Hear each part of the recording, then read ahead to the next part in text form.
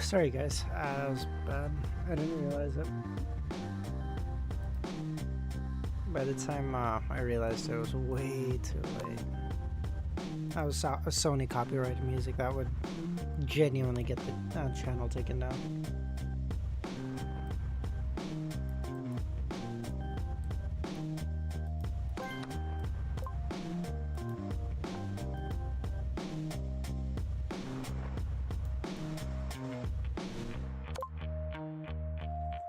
We're back, it's all good. We're gone for like 30 seconds. I mean, Kami's gonna come back and go, what the fuck happened to stream, and that's a separate issue. We'll deal with Kami, when he gets back, it's okay. Hi guys, sorry about that. Sorry. We're gonna get angry? To who? To me or to fucking Sony? Because I didn't do anything. What? That's the thing to do? Are you stupid? Oh, jeez. Oh, hey Kami. What's up, buddy?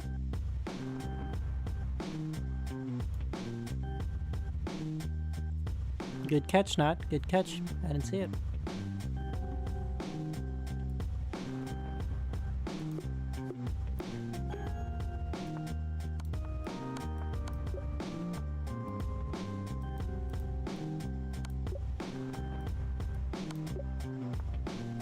Did you play?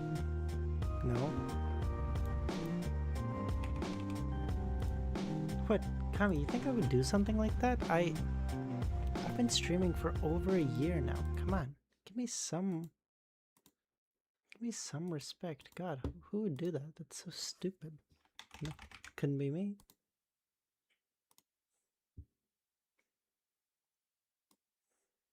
Bro, Sony might still get me. That was so fucking stupid. LOTM DLE?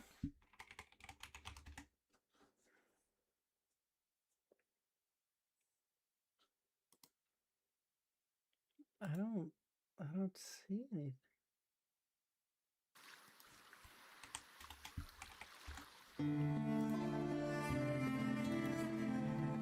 Oh, this? Okay, we can try this. Classic attributes. Oh, this is cool. Okay, enter a character name. For example, Klein. Sure. Lower sequences, nothing else right. Male from not the 5th epoch. Ancient Sun God. Male. Asian continent for signaling that's the city of Silver Rose Redemption. Below 114. Result. Male sequence 0. Male sequence 0. Lower? Evernight.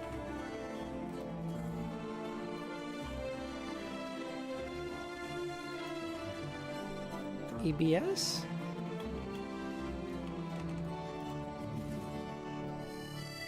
Rose Redemption 3 sequence 0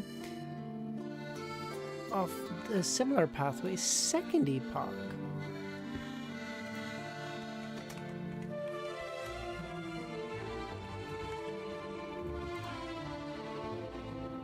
A human of the 2nd epoch.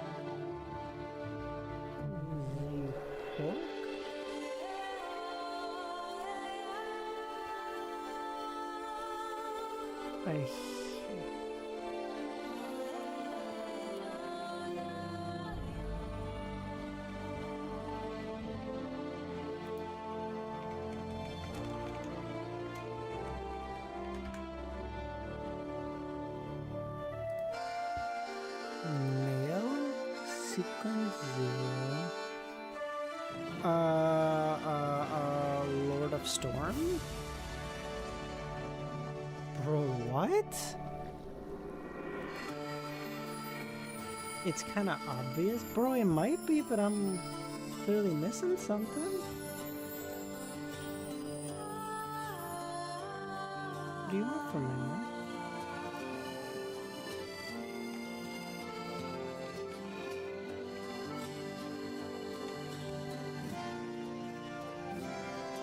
God of steam and machinery? Bro, come on!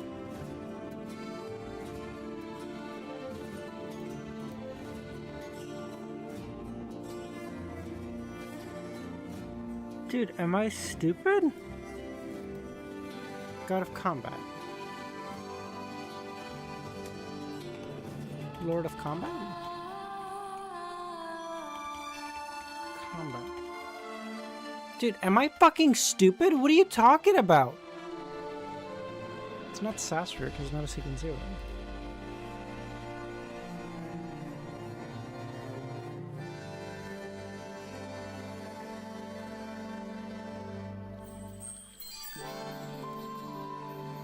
Knowledge? Oh. Okay. Aaron, how's it going, man? Okay, listen. It was fun. Okay, I got it. Calm down. I'm gonna cry about one. Maybe when fuck off. Were you afraid that I would become an evil person like a demoness after having fully recovered my memories? I was also very worried, but I have a greater desire for discovering myself. Eh?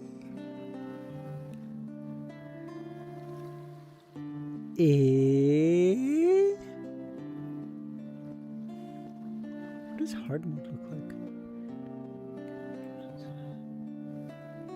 You can't get this wrong? Who said this? Klein? I don't know. Who said this?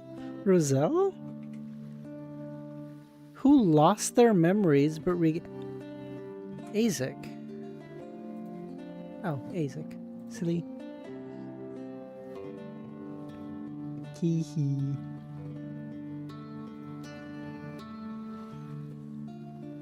Here?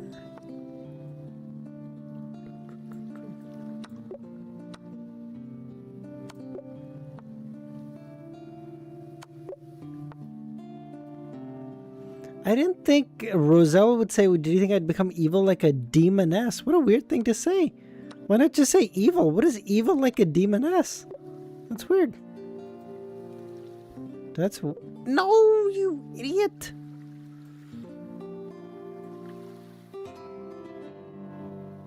Here? There's more dailies for other difficult ones.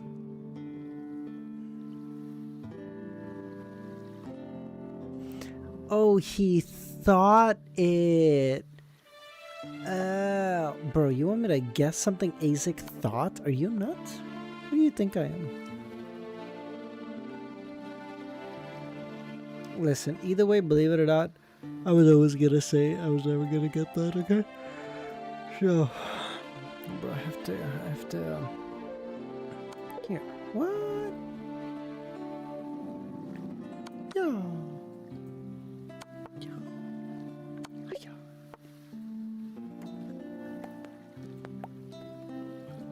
Here. Here.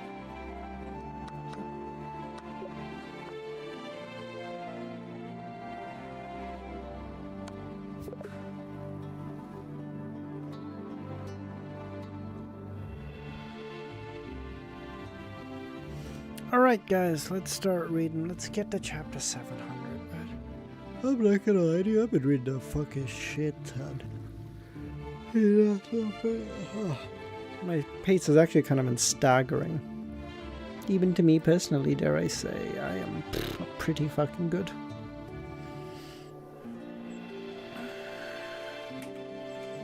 Just one more day. It's okay. Just today and tomorrow. It's okay. Today's basically dead, so just tomorrow we're gonna be okay.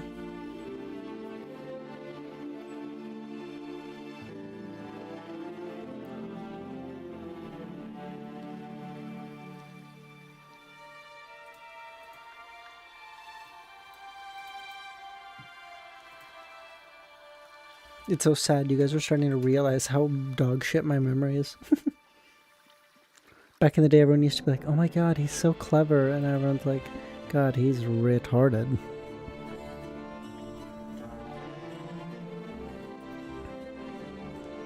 As the blazing flames dissipated, Lumin turned his back on Hisoka and fixed his gaze on the Guardian, who was swaying unsteadily. With a chuckle, he declared, "Before, I needed my team's help to beat you, but now I can just take you down." His words were aimed squarely at Hisoka. Collapsing to the ground, Hisoka's consciousness gradually faded as he caught Lumin's remark, trying to clench his fist, but lacked the strength to do so. A desperate gasp escaped his throat. Hisoka cursed himself for choosing double transformation instead of wraith transformation when confronting Lumion. If only he opted for the latter, he could have disrupted Lumin's attempt to play the blackened bone flute. Alas, he had no way of knowing the specifics, only able to sense the presence and source of the malice. Given Lumion's ability to infuse bullets, fireballs, and other attacks with shocks and target weaknesses, double transformation seemed like a more versatile choice. As for why he hadn't summoned a barrage of sulfur fireballs, even at the cost of mutual destruction, Hisoka sensed distance separating them. By the time he could conjure and launch the fireballs, Lumion would have already played the flute. With teleportation at his disposal, Lumion could evade the cluster assault quickly. Left with no recourse, Hisoka could only resort to emotional shock and desire detonation, targeting Lumion's weaknesses. He had hoped that after both sustained grievous injuries, their recovery rates would be relatively similar.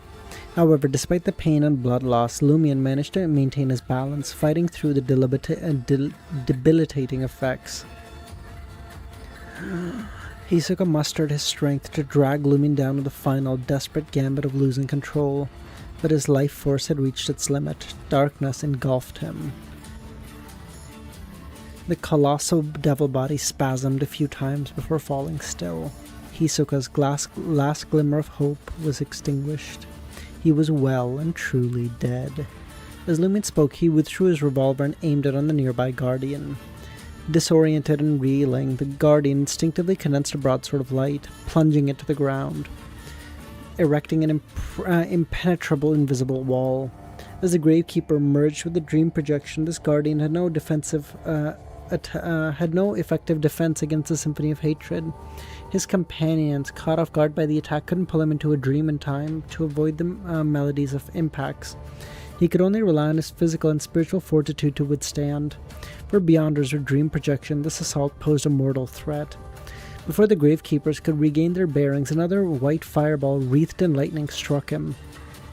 Fortunately, his boon as a Guardian spared him the fate of his companions who were called. Without it, he would have been unable to mount even a token of defense. Lumion's eyes took on an iron-black cast as he stood tall and squeezed the trigger. Twin yellow bullets, trail-blazing white flames and lightning slammed into a single point on the wall. The already destabilized wall shattered, and the Guardian could only watch helplessly as a searing white spear, enveloped in lightning, hurled towards him. Another cull, another bout of digestion. Clinging to the shreds of his consciousness, the Guardian scattered the broadsword of light into countless minuscule fragments. These shards coalesced into a hurricane that raged in all directions. Surrounded by the storm of light, the blazing white flame spear soared 20 or 30 meters before coming to rest. As the flames ebbed away, Lumin straightened his posture. Behind him, the bright and terrifying hurricane of light gradually petered out. The corpses of the Gravekeepers and Hisoka lay strewn about. Reeling from the Symphony of Hatred, his injuries were severe. Devahu's gaze flicked between the bodies littering the ground to Lumion. What the fuck is happening? Is he even human? Devahu, whom in thought of vengeance had fleetingly stared at the following the blow, swiftly abandoned any such notions, igniting the sulphurous blood he had spat out, hastily retreating. In any case, he could offer no aid to the human skin the Archduke had crafted through the ritual. Lingering here would only expose him to peril. Lumin paid no heed to the Devahu's flight. Though weakened, his spirituality remained abundant. Transforming once again into a spear, he traversed dozens, nearly hundreds of meters in a blink, coming to rest beside Lugano and his companions. The four Beyonders lay unconscious, spared the symphony of hatred. The effects were rather minimal, but still racked them with pain. Seeing them open their eyes and regain faculties, LEMMiNO instructed, "Leave this place and return to town. Lay low." The conflict unfolding before the tomb was not something Lugano and the others could influence. LEMMiNO himself dared not approach. He had previously consented to Camus and Rhea accompanying him, believing the former's psychic piercing and the latter's lightning arrows could synergize with his own abilities. To counteract Hisoka's dream projection, Ryaza and the other, Amandina's power to compel others into a dream were all quite useful. Moreover, following her was the only way to reach here without falling prey to the invisible figure's attacks. To his surprise, Hisoka had displayed combat ability far exceeding the Padre. With the area unsealed and devoid of trap, not only had Camus, Amandina, and the rest failed to render aid, they ended up hindering each other. Reflecting on his battles, the attempt to capture Hisoka alive, and the confrontation, LEMMiNO grasped a fundamental principle. At times, there was strength in numbers, but in others, solitude was preferable. Facing different foes under varied circumstances demanded adaptability. LEMMiNO recalled a maxim Roselle had once shared. In warfare, as in the flow of water, there are no constants. We can return? Even me? Lugano couldn't help but contain his surprise.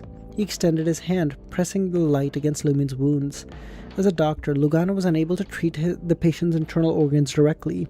He needed to open the cavity and make contact with the injured site, akin to performing surgery. Indeed, but you'll need to remain under Camus and Rhea's supervision, LEMMiNO nodded. He planned to linger around to see if he could aid Ivalhista. It was the duty of a minor arcana holder. Of course, LEMMiNO had no intention of venturing into the area fronting the tomb. He may as well perish before even realizing what happened. His aim was to ascertain whether he could sway Ryaza and the others to interact with the corresponding godhood item. At that moment, Deva, who had just arrived in Tezamo that very night, had already vanished. Mustering his dwindling strength, he began sprinting. As he ran, Devahu halted abruptly, casting a glance at the path's bend, obscured by trees. Beneath the dim, crimson moonlight, a short figure emerged. A boy of 7 or 8, garbed in blue pajamas, speckled in yellow stars and matching nightcap. His plump face and short blonde hair peeking out from under his nightcap. Just a lost child, of course. It couldn't be Ludwig.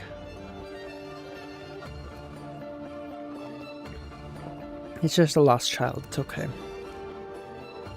Under the cap, which was smeared with cream, blood, and biscuit crumbs, his eyes blazed with hunger.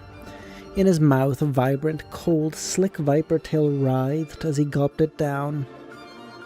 The boy's cheeks bulged as he chomped. In an instant, he caught sight of Devaho, a wave of malice flooding Devaho's mind. Lugano, having secured permission, was on the verge of informing Camus and the others of their impending return to Tezamo. They froze. In mere seconds, a pitch-black monstrosity, towering nearly 3 meters with goat horns, came barreling out. It charged from the direction of the town, making a beeline for the tomb. That man? The devil? The minion of the Noise family demon, maybe? Could the green-eye figure fashioned from the human skin to be a manifestation of the demon projected into the dream? LEMMiNO shifted his gaze to the forest at the devil's back. He made a decision and addressed the others. "Grab a hold of me!" They all returned to LEMMiNO's side, seizing him. The 5 of them winked out of existence, reappearing in proximity to Hisoka's corpse. In that moment, Amandina's eyes flew wide open, and she muttered, "That figure, it has returned." You're not you when you're hungry? Well, I don't know if that applies for Ludwig. I think for Ludwig it'd be, you are not you when you are not hungry. Ludwig's whole personality is that he's hungry. Would he even be the same person if he was well sated?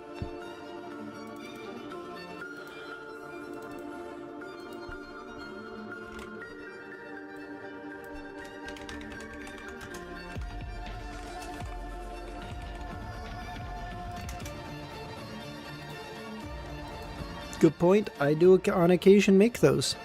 What do you think Ludwig's identity is?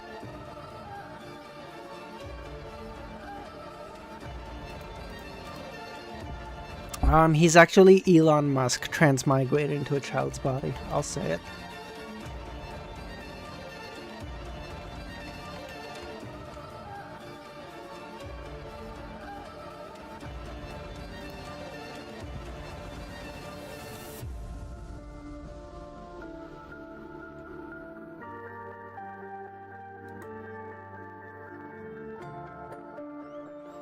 No, I mean, on a serious note, he obviously seems to be some kind of angel. Pre-reading, damn monk, yep. No,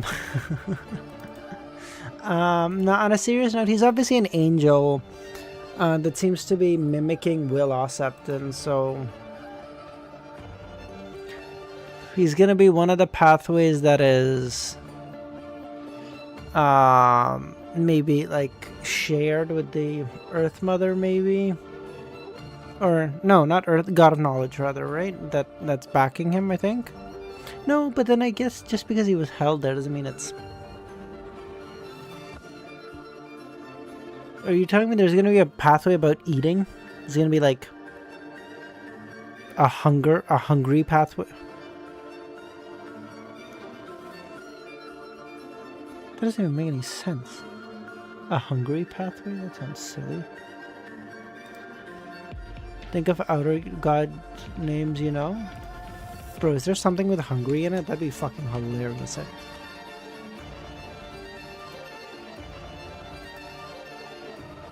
Primordial hunger! Ain't no shot! He's gonna be... He's a sequence 2 of the primordial hunger pathway.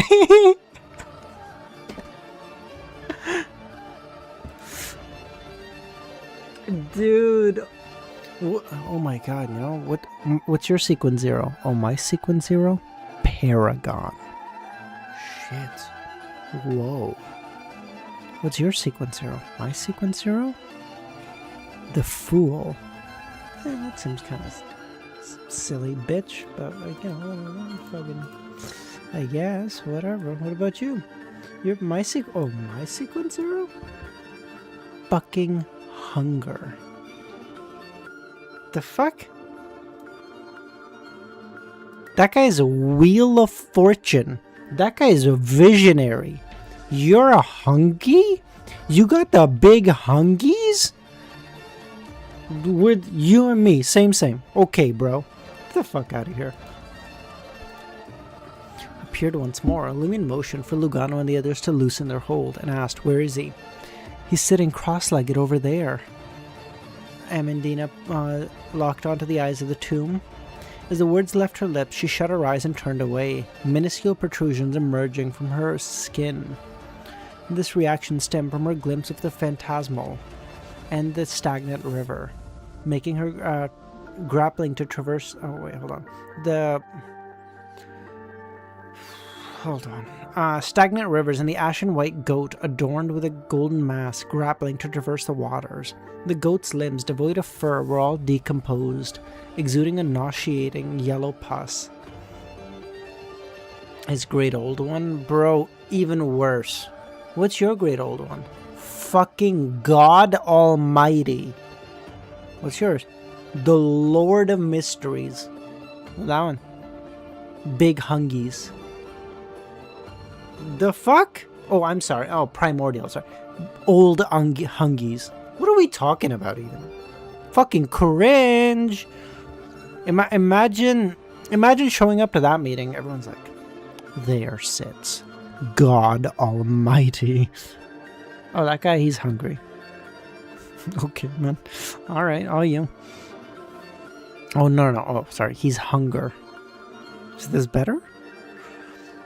Under the sway of the symphony of hatred, Ryaza's frigid countenance surrendered its final vestige of color. The decay gradually consumed the back of his hand, neck, and cheeks. This decelerated the deterioration afflicting the goat's body. Jesus, sorry, I'm getting a call. I'm just gonna mute myself. I'll be right back.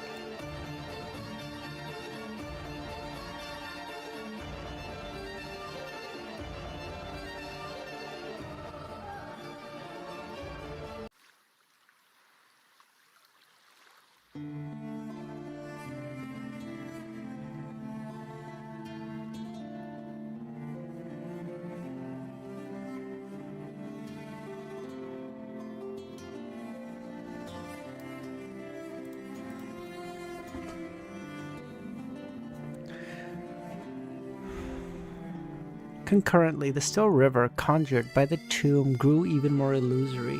The ragdoll, shrouded in a sinister gothic gown, drifted onward once more. Abruptly, it pivoted to regard the green-eyed man composed of human flesh and blood. Loathing, enmity, and lunacy erupted from the cloth doll's eyes, its black gothic attire ensnared in baneful vines rupturing. The green-eyed man in the suit seemed unscathed as he advanced, as he imprinted 2 footsteps saturated with vivid red blood, the aroma of sulfur dissipating. 1, 2, 3 steps, each step emblazoned bright red footprints, while dark fluid seeped from his skin. Ivelhista at last recovered from the onslaught of emotions and cravings unleashed by the symphony of hatred, casting a glance at the tattered evil cloth and retrieved an item from his pocket. The puppet appeared to have been stitched together by a child's hand, its limbs askew, its legs reaching its posterior, and its visage dabbed in red, yellow, and white pigments, invoking the image of a clown. Red, how's it going, buddy?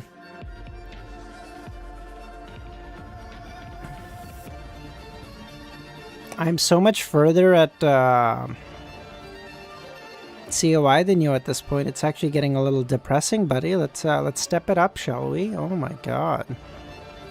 Sag.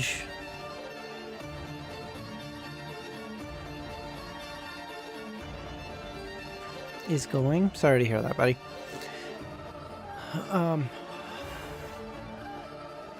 Ivelhista infused the puppet with his spirituality. It shimmered into intangibility and vanished, materializing within the brown-eyed eyes of the Eggers family scion. This caused the figure in the dark grey suit to stiffen and decelerate. My current pace of 330 chapters every 18 months, only a matter of time till I catch up. 330 chapters per 18 months. So in 18 months you will be where I was like a week ago. And then I'll be done by July, and you'll be done 18 months after that. You'll be at 1,000. Another 12 months after that you'll be done. So 18, 36, 48 months. 4 years. 4 years from now. Alright, I'll see you then, buddy. Illumin dared not prolong his gaze and averted his eyes. As Amandina closed her eyes and turned away, the miniature protuberance adorning her skin receded. Intrigued, she stole a glance at the monstrosity suspected to be a devil hurtling towards the green-eyed man, seemingly on the precipice of succumbing to terror. Her eyes fell upon the colossal devil, incomplete carcass sprawled on the ground. "There's something over there," she whispered. "Could it be a potent artifact?" Lumin peered over and muttered, feign ignorance, refrain from touching or even nearing it. Harsh, don't lie to him, okay? He's never catching up. It's over.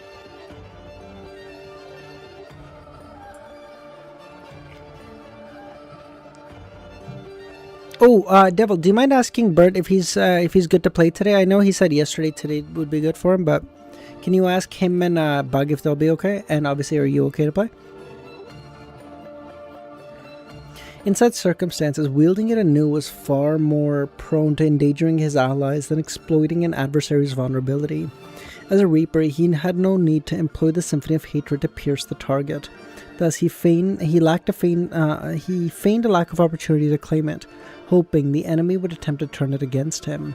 If a similar scenario unfolded, Lumin and the 3 Godhood items would be the sole survivors capable of weathering the ensuing cataclysm, unleashed by the Symphony of Hatred. At that moment, he would whisk his companions away via teleportation, later on returning, discovering the enemy's lifeless corpses.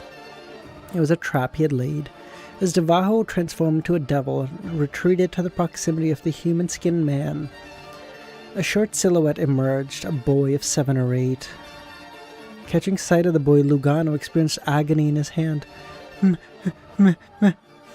Observing this, Camus and the others inquired, "What's wrong?" Tracing Lugano's line of sight, they spotted the boy.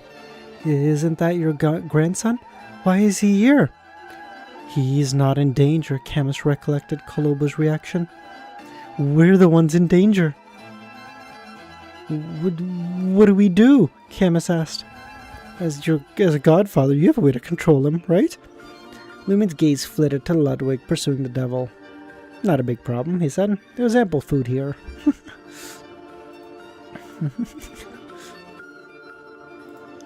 The man and the woman who had freshly arrived in Tezamo tonight had taken lodgings at the motel and were likely minions of the Noise family demon. By some means, they maintained lucidity in the dream. Once the festival commenced, they left the motel and hastened here. During the process, they passed by the room, inducing Ludwig to catch the wind of the delicacies. He shadowed them, matching the pace of a 7-year-old boy. At that moment, Ludwig's eyes were focused on Devaho. "Why isn't it a problem?" Amandina said. "He's here to hunt the monster." "Hunt? Him?" Amandina said. A 7 or 8-year-old boy in star-sprinkled sleepwear? He's gonna pursue a demon? As he neared, the green-eyed man formed of human flesh and black ancient tomb. Devaho sensed a tinge of respite, yet his mind remained haunted by the visions of his tongue roasting and his brain being scooped out. What kind of monster is this? Devaho watched. Bro, a devil is...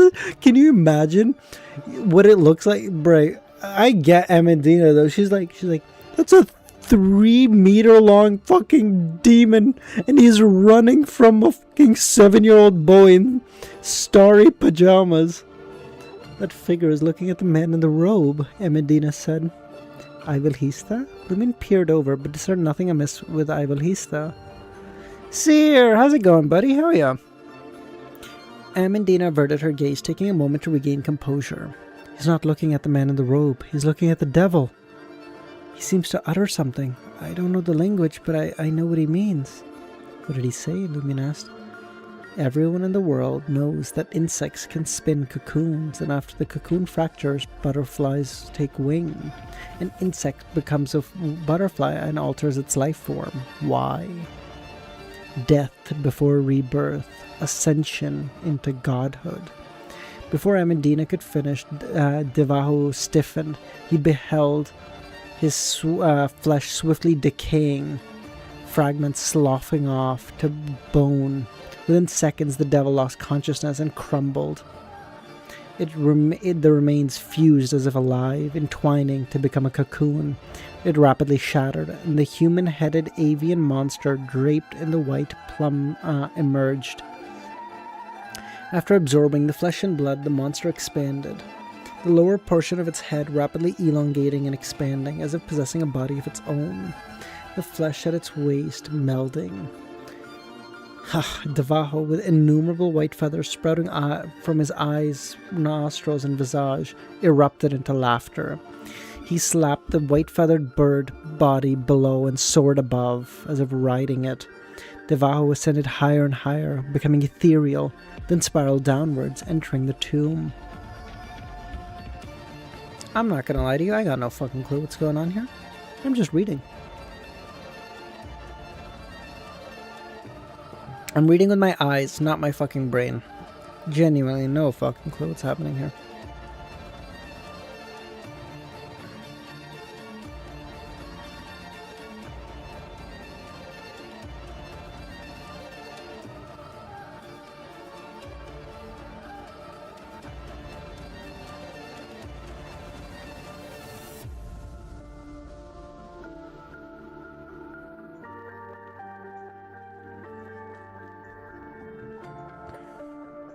Witnessing this, Lumen glanced once more at the entrance of the tomb, but still couldn't perceive the figure Amandina mentioned. His heart stirred as he took 2 steps forward and retrieved the golden mask from Hisoka's corpse.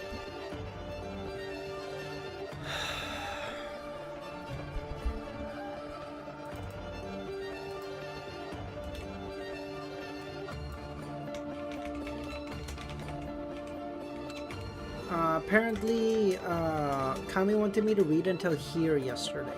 That was never gonna happen. What idiot. Lumion looked at the golden mask in his hand, the white and black paint covering the eyes and face, and put it on. A cold sensation seeping into his skin. His mind spun as he gazed through the mask at the tomb. This time, he finally saw a slightly indistinct figure, the figure wearing a strange rusted iron crown and a dark robe, its skin milky white and its eyes so dark that they seemed to hold the entire night, a pale white beard. Alista?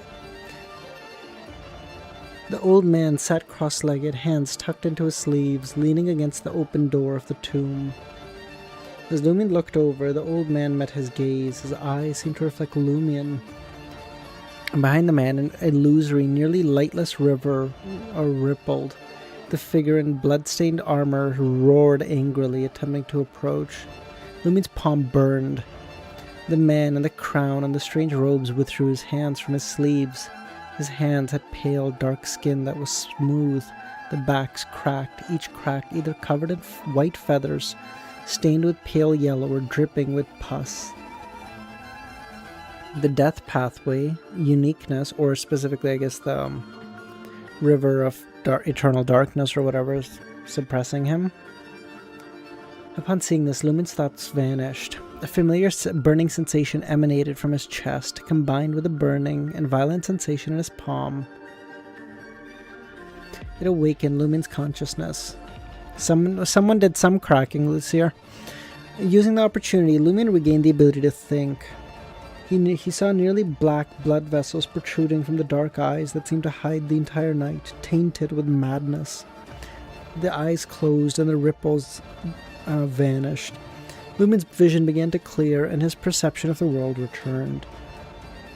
A pain coursed through him. Lumion glanced down at his right hand and realized bumps bulged from his wrist to the back of his hand.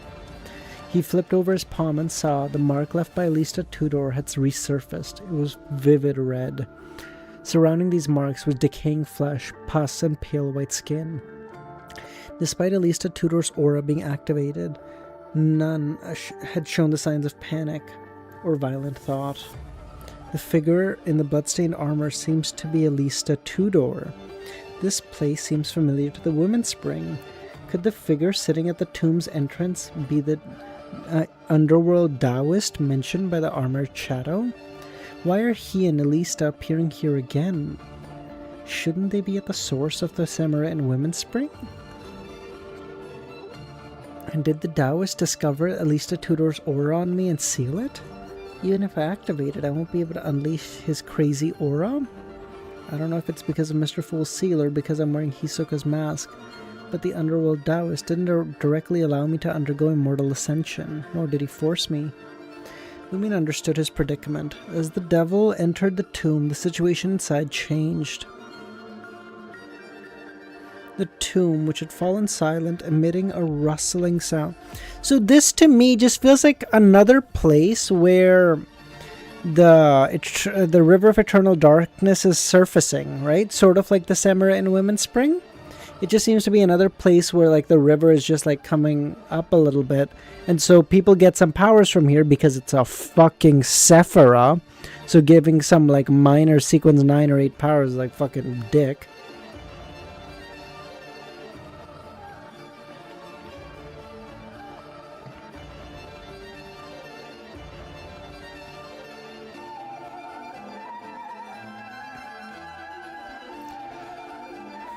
The next instant, a golden figure materialized behind the underworld Taoist at the tomb entrance, the figure covered in gold with long limbs and a golden mask, belonging to the same type that Lumion wore. The mask figure stiffened as if its limbs were dead, relying solely on the strength of its waist. Eyes closed, it turned its head to the pale white goat. The goat's aura turned ordinary, making it unable to walk on the water. It rapidly decayed, sank, and vanished.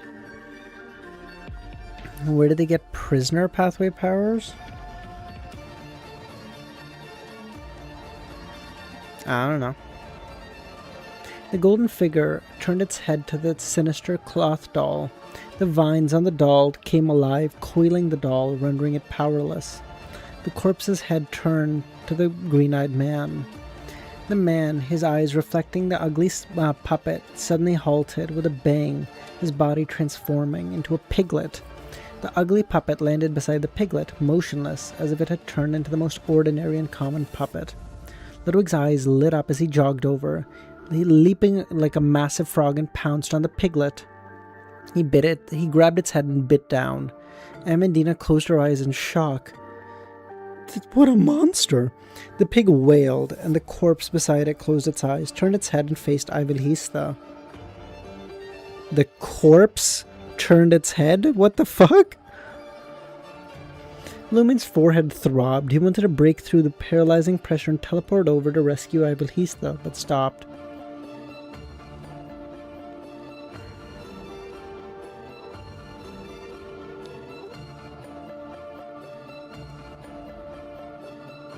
Previously, he had restricted himself from approaching the ancient black tomb. At most, he would take a glance or two.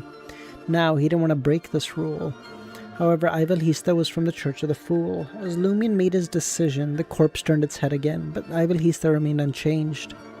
He was still severely injured, his aura weakening. What's going on? Why did the corpse spare him? The Taoist didn't do anything when he looked at him. As the goat vanished, Riaza summoned an undead creature to envelop him and blinked to the edge of the tomb. He was about to escape, but before he could, his body froze. Wet warts erupted from Riaza's face, neck, and back. The vice captain collapsed, rapidly disintegrating into bloody warts. The undead creature summoned by Riaza transformed into a thin human skin. Lumion's scalp tingled as he broke free from his paralysis and said to the others, "Grab a hold of me!" He was about to teleport back, but at that moment the corpse turned to face Lumion. Lumion's body turned cold. Ignoring the others, he activated the mark on his shoulder. Suddenly, he saw the corpse's face. A pair of icy blue eyes. These are Nabor Disley. Why is he here? Is he the corpse in the tomb? What right does he have to bestow the powers of the prisoner pathway? No, it can't be. It can't be him, but the eyes... These eyes... Lumion saw a smile in the icy blue eyes, a smile of playfulness. A stark contrast to the expressions to the eyes he had seen on Hantha Island. Suddenly, a half-withered, violent, beating red heart soared from the corpse and flew out from the river. A short figure pounced on the heart and grabbed it. It was Ludwig. The smile in the corpse's eyes grew wide. He nodded at Lumion and willingly fell back to his position. He had no intention of seizing the opportunity to leave. With a splash, the tomb closed. Seated by the door, the figure suspected to be the Taoist vanished. Nabor Disley's corpse doesn't seem to want to leave the tomb. Why is he lying here? Lumion couldn't figure it out, but as he looked at Ludwig, he realized the boy was holding a half-withered dark heart to his mouth.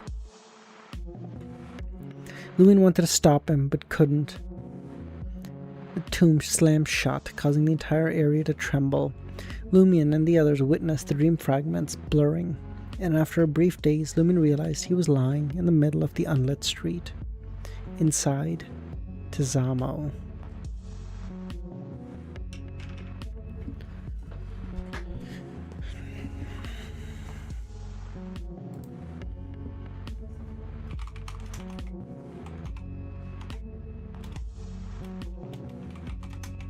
Never forget what Jay Schlatt did in 1999. The Dream Festival came to an abrupt halt.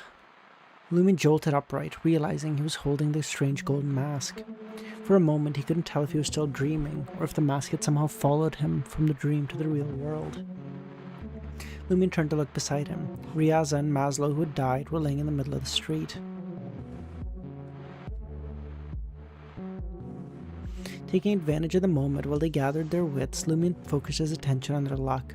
He He could see signs of death on the both of them, their fates about to undergo a rapid transformation. Riaz's luck in particular was changing even more quickly and dramatically. In that instant, Riaz remembered what had happened to him in the Dream Festival. Warts erupted over his body, just as LEMMiNO saw in the dream. Riaz's eyes turned frenzied and his body began to disintegrate. LEMMiNO raised his right hand, pointing at Riaz's mouth as if it were a gun. A bullet of white flame shot out from LEMMiNO's fingertips. Riaz's head split apart. The vice captain collapsed, his body covered in a thin black suit, made up of slimy warts. LEMMiNO turned to Maslow, who was shocked by Riaz's grotesque transformation, and asked, "Who is he working for?" As he spoke, LEMMiNO tucked the mask into his traveler bag and checked to see if the symphony of hatred and the others' belongings were still there. Everything was accounted for. Maslow paused and said, "We are all part of the numinous episcopate." "Do you believe in death?" LEMMiNO chuckled. "Wasn't death already dead?" Maslow considered for a moment and said, "Riaz told me that death is on the verge of returning. There have been signs and prayers are being answered." "What faction do you belong to?" "We are from the royal faction." "Descendants of the Eggers family who led that faction. Do you infiltrate the patrol team on purpose?" LEMMiNO asked. "No, the Admiral has been secretly working with us." Admiral Corraril, the de facto ruler of Matani, is closely tied to the numinous episcopate's royal faction. "Plague! Combined with the Church of the Earth Mother and the remaining Intes faction. That must be what Franca meant by dancing on 3 eggs. Is the sequel any good? Being hesitant to read it? King! Have I seen you here before? Man, okay. So I will tell you what I tell everyone, King. Okay? Obviously, take this with a grain of salt. I'm not yet finished the book. As you can clearly tell, I'm a little over halfway through. Now, what I would say is Volume 1 is decent. It's not great. Volume 1, I would say, is relatively akin to Volume 1 of Lord of the Mysteries. I'd put it in like a similar-ish category, okay? Volume 2 is rough. Volume 3 is also a little rough. The first half of Volume 3 is rough. I'm not, genuinely, okay? I think since I've gotten to the last half of 3 and Volume 4, I've genuinely been having fun. There was a period from, I don't know the numbers, I might be making these numbers up, but I feel like Volume 2, like maybe 200, chapter 200 to like 350, 380 or something. It's rough. Like 150, nearly 200 chapters, okay? You're gonna have to genuinely just be like, listen, I don't give a shit. I'm so bored. And you're just gonna have to fucking be like, it is what it is, and push through it. After that, it's actually genuinely fun. Like Volume 4, the volume I'm reading right now, I'm like, I read like 10 chapters a day because I'm streaming it, obviously. But like every day when I finish stream, I'm like, dude, I can't wait to see what happens tomorrow. Like I'm genuinely excited, which is good. That's awesome. That's what you want. That's what happened with Lord of the Mysteries. That at no point in Lord of the Mysteries, really ever, was I like, damn, God, I gotta go live. I gotta fucking read this piece of shit. But like, those 2 volumes were like, I was like, fuck, man, this is cringe as fuck. That's my take, okay?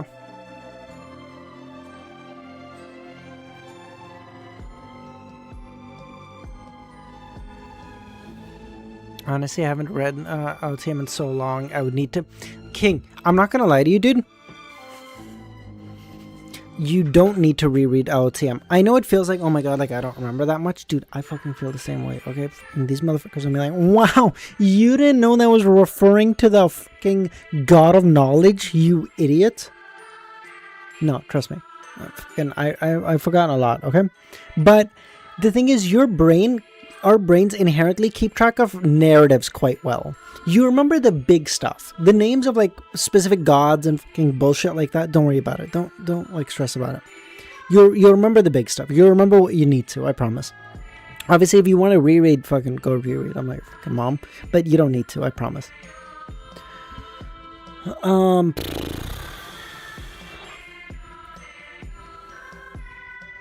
Judging by the situation, Riaza wasn't a traitor after all. No wonder the Admiral didn't send backup. If the numinous and Episcopate and the Church of the Fool can't handle this, it won't matter how many people he sends. Was participating in the Dream Festival a direct order from the upper ranks? Yes, Maslow said. Apparently the orders came from the Empress. Empress of the numinous Episcopate? Jesus. A sudden thought struck him. He drew the straight sword he had brought in Port Santa, picked up Riaza's clothes, and searched through. There was no sign of a death-corroded golden mask.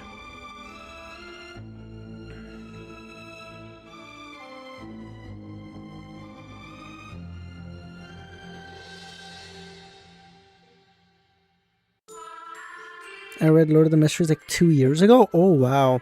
Dude, you'll be fine, I promise.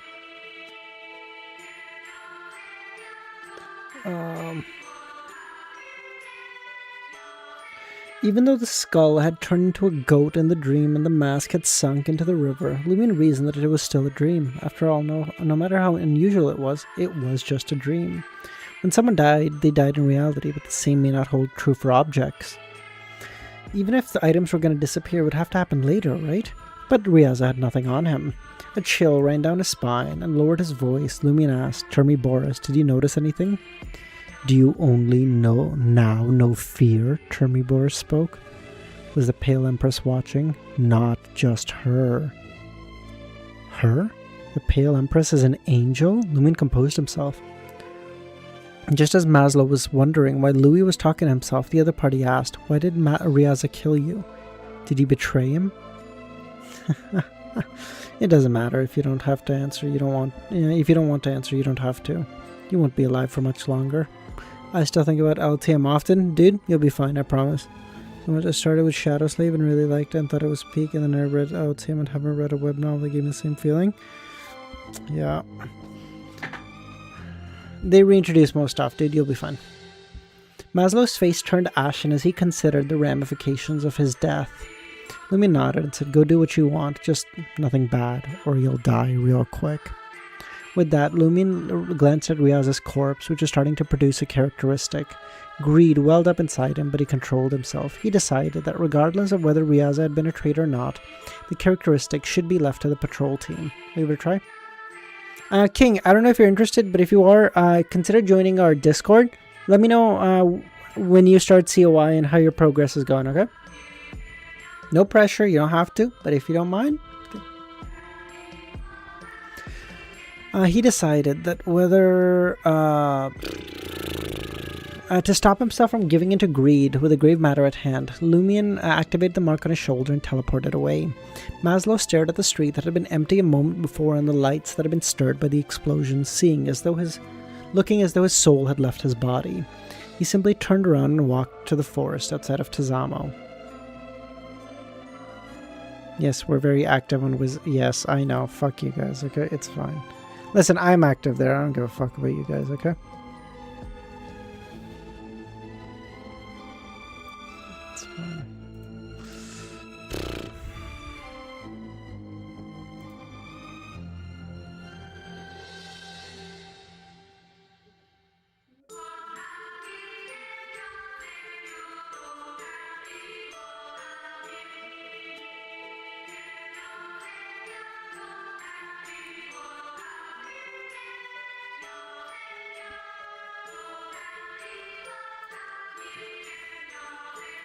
Maybe after my uni finals? Fair. In the second floor suite of the motel, the instant Lugano woke up, he noticed he couldn't move his forearm. Oh, for fuck's sakes, I'm getting another call. Give me a minute. Fuck's sakes.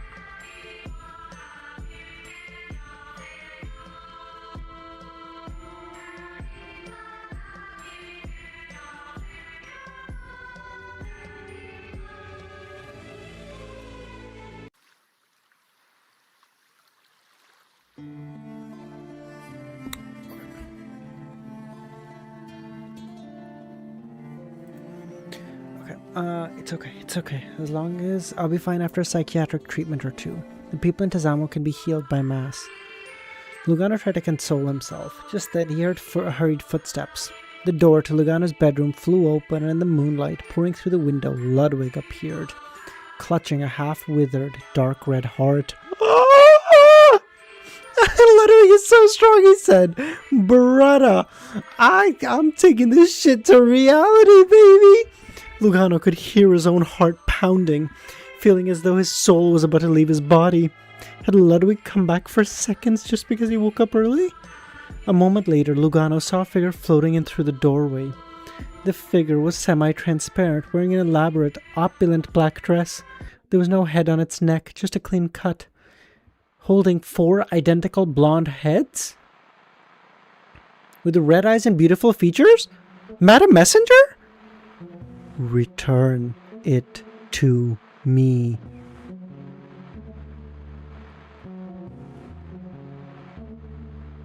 The 4 heads uttered different words, completing a sentence. Ludwig's image was reflected in her eyes. Mine! Ludwig ran to Lugano's bed and spun around, looking as though he wanted to bring the heart to his mouth, but seemed to hesitate. Idiot. Eating your own brain. That is my heart. If you don't return, I will turn you into pig. At the same moment, Lumin materialized next to Ludwig, taking in the scene. Lumin glanced at the strange-looking lady and then Ludwig, wearing a resolute expression as though he would defend his food to his death. Madam, perhaps you could try trading with another material with him for it. In this state, Lumin didn't try to take the item from Ludwig by force. The lady went silent for a moment. After a while, one of her heads spat out a gleaming gold coin. Dude, that has the aura of Cipher Castle. That fucking trumps everything. A coin? You want to buy it? Ludwig doesn't care about money. Lumin looked at it. It was a gold coin worth £1. Lumin glanced over at Ludwig. Ludwig wavered. After a few seconds, he held out his hand and gave the withered heart to the woman. The woman let go, dropping the coin into Ludwig's hand. Quickly, it sank its teeth into the half-withered heart. The lady stepped back and vanished. Ludwig hastily popped the coin into his mouth as if trying to hide it. But then he seemed to think better of it and fished it back out, wiping it off in his pajamas and putting it in his pocket. Just as I thought. It's a lucky gold coin. A coin related to Mr. Fool? A tinge of disappointment ran through him. 2 people close to me have gotten lucky coins and I haven't? What the fuck?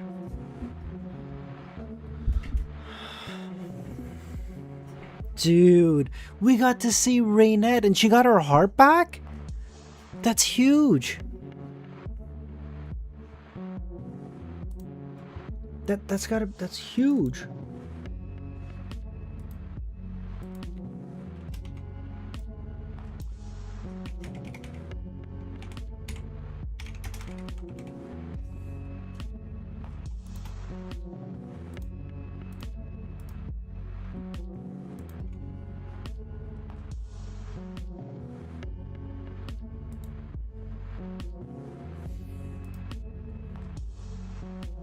Still isn't complete. Bro, I feel a little bad for Raynette. You gotta imagine, this bitch is like, bro, I've been bucking. I'm after all these years of trying to get my shit back, I have to bargain with a fucking child to get my heart back. Well, how cringe. I'm a fucking angel, goddammit. Lumin snapped out of his daze and glanced at Ludwig. And then turned to Lugano. We'll be heading back to Trier tomorrow and find a psychiatrist for you. A real one. The decision wasn't made out of concern, but rather something that had long been on Lumin's agenda. 007 should have already provided feedback in the early mornings. Lumin would like to know how to handle Mora and Avigny. Moreover, Lumin intended to seize the opportunity to extract Termibor's power and obtain a new boon. His most significant process from the festival was substantial digestion of his Reaper potion. He knew the southern continent was filled with conflicts which would help him digest the potion, but he had never anticipated that less than 2 weeks after advancing, the potion's digestion would skyrocket. culling the Padre, Hisoka's projection of nearly 20 bestowed with strength equivalent to a sequence 6 or 5 made LEMMiNO acutely aware of life's fragility.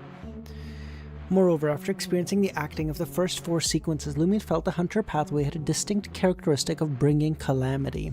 With this acting, he believed the Reaper's destructive characteristic were more apparent. At the same time, LEMMiNO greatly benefited from the enemy's destruction. He surmised the first Reaper principle: culling is about destroying the target and reaping a harvest for yourself. If I had 3 or 4 more similar culls, I would need to comprehend the other principles. I could just digest the potion. Such good fortune is rare. This required gathering more than 10 sequence 6s and 5s LEMMiNO could exploit. Meeting each of these conditions was challenging, let alone all of them simultaneously.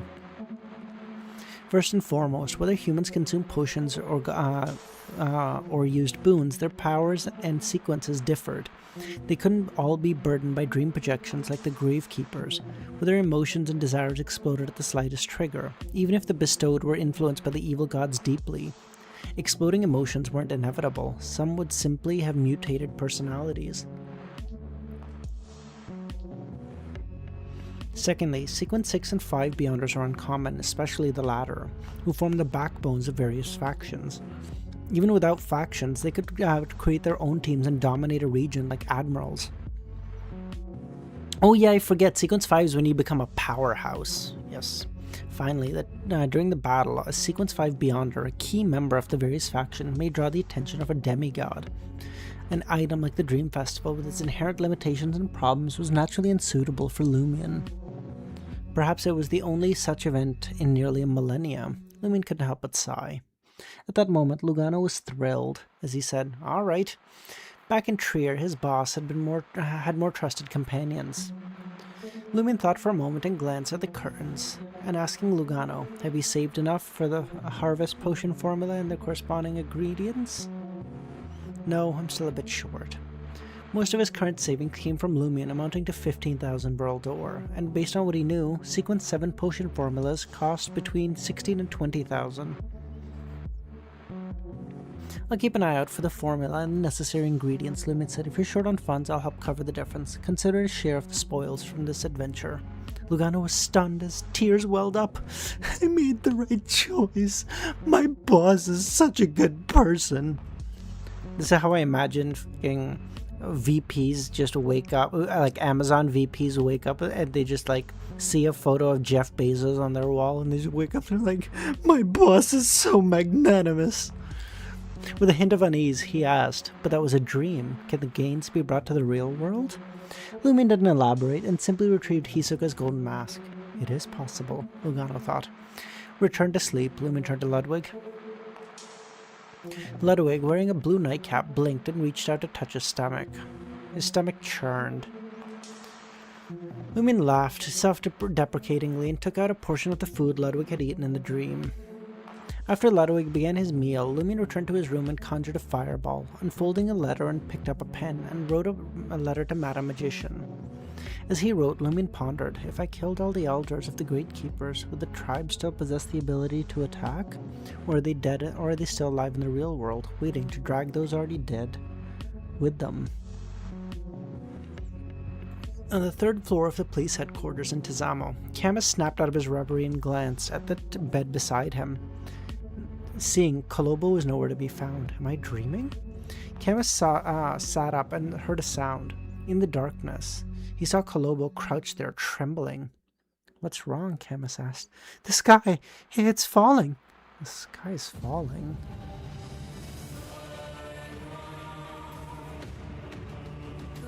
In my mind, the sky is falling refers to, like, the spiritual barrier separating the great old ones. Is that shattering? Did you misinterpret your premonition? How could the sky possibly fall? Outside Tizamo, at the edge of the forest, Maslow, his face adorned with the white paint, advanced into the forest. A terrible feeling to know his impending doom. He regretted betraying the numinous episcopate, but there was no choice. Shortly after arriving in town, he had been controlled by Tupi, who had returned for a vacation. Subsequently, though he knew Tupi had been killed, the other party's dream projection appeared in his dream, telling him this wasn't over. Maslow advanced step by step, yearning to return to the forest and become a nourishment for a tree like his ancestors. As he walked, he spotted nearly 20 people emerging. The men seemed to sense something amiss. At that moment, Maslow felt the night brighten. He looked up at the sky and saw a burning boulder descending. In an instant, the boulder filled Maslow's vision, crashing into the area between the forest and the barracks. The night and the dust stirred by the meteorite filled the area, rising and dissipating. It's another spaceship, I'm telling you, it's another spaceship. They sent another black hole. Several houses with weak foundations quickly collapsed, burying their occupants. With great bro, there's no Amon. Amon isn't strong enough to save us this time, bro. It's over. And there's no Mr. Door. Force can't do it. She's a bitch. With great difficulty, Camus regained his balance. Once the building stabilized, he rushed over to the shattered window. He saw the sky that was gray and murky.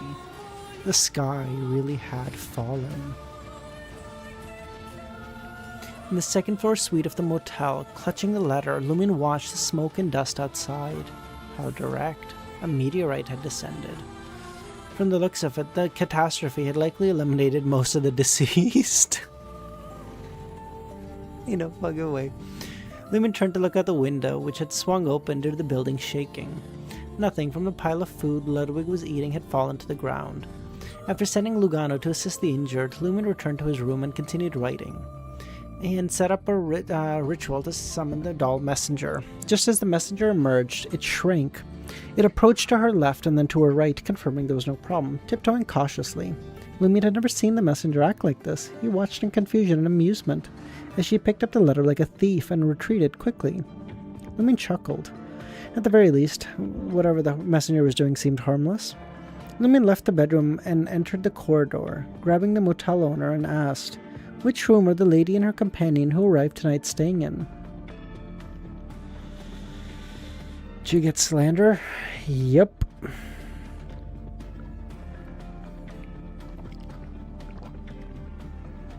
In Tupi's house in Tazamo, Amandina woke up.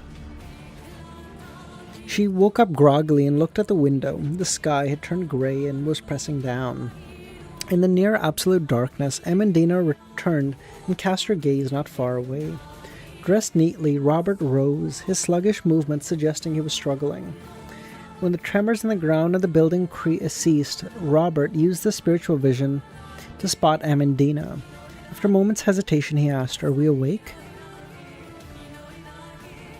Probably, but I don't know what's happening. As Robert recalled the dream encounters, they both fell silent. What happened to you in the end? Nothing much, Amandina chuckled.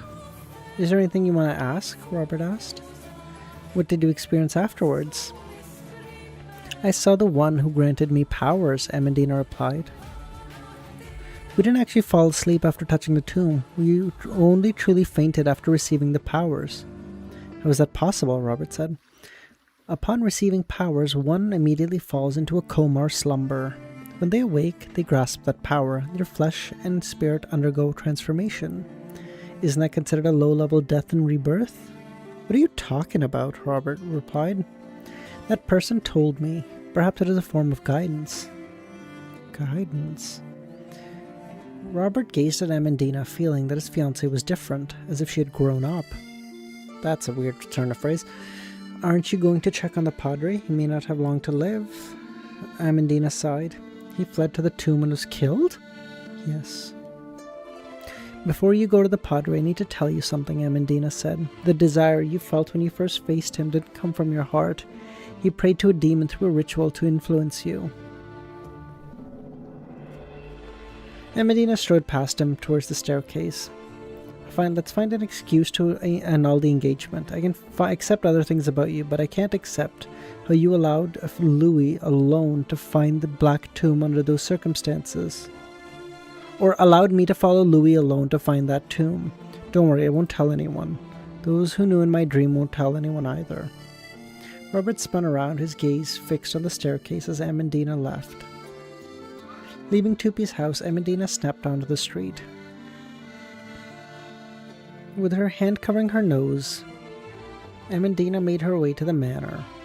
On the 3rd floor of the police headquarters in Tizamo.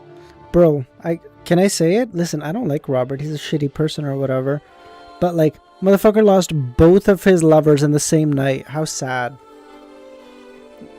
Imagine your girlfriend and your side piece leaves you at the same time. Oh, sad. Double Sag. What?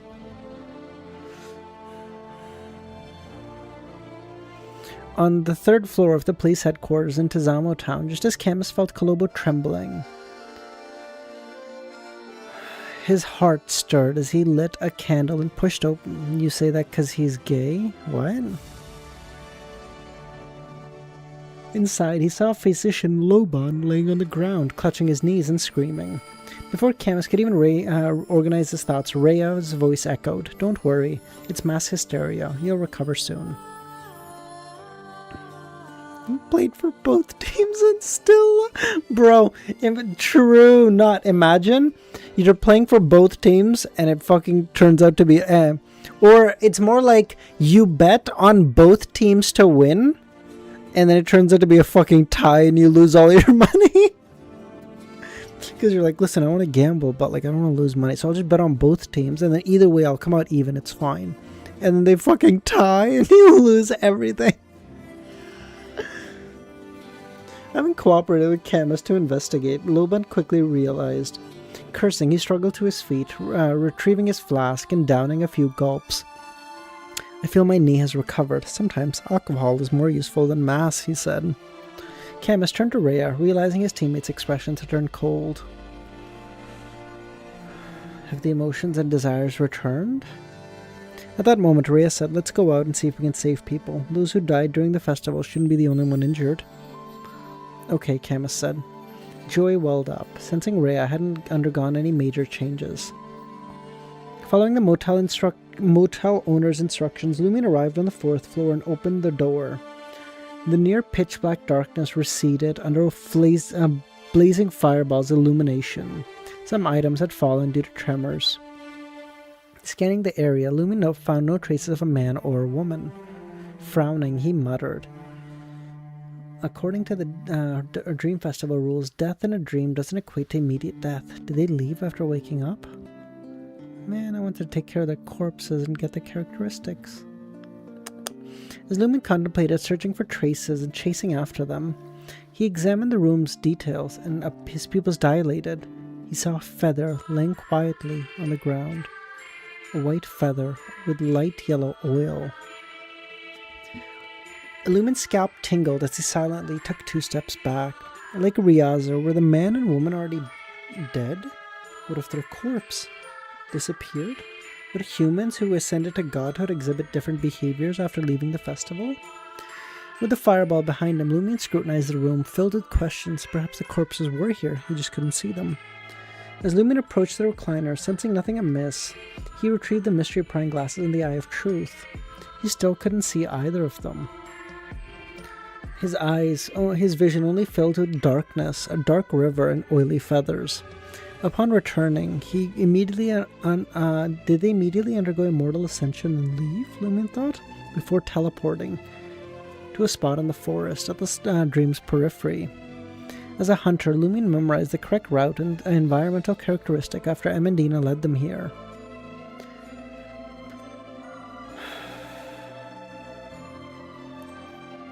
He arrived at the area where the tree roots protruded, resembling blood vessels. But the place where the tomb stood empty. And does that tomb only exist in the dream and not in reality? So the Pale Empress and the other angels can't descend personally and can only send people to participate. As thoughts raced, Lumin's gaze darted back and forth across the land corresponding to the tomb. Approaching thoughtfully, Lumin took out a straight sword and used it as a shovel, attempting to dig into the soil. Just as he dug a small pit, his eyelids twitched. Buried in the ground were 2 white feathers. Lumin dug deeper. Before long, a palm-sized, slightly moist Sticky soil clump came into view. No more cracking in the tomb, I guess. All good things must come to an end, boys. And lost everything around.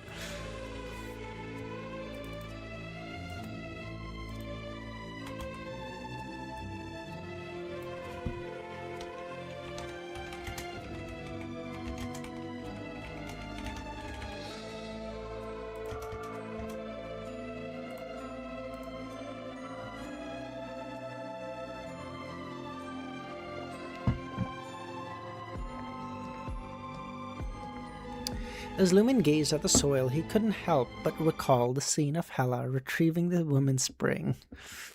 God damn it, Kami, no! Ah!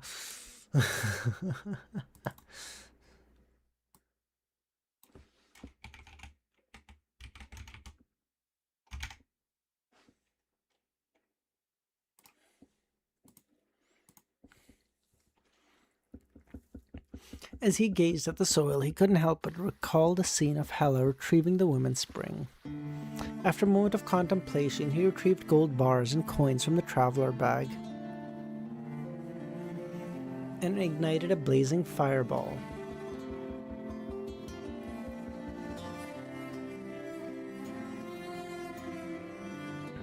As the flames surged, the gold gradually, after a moment of contemplation, he retrieved gold bars and coins from his traveler bag.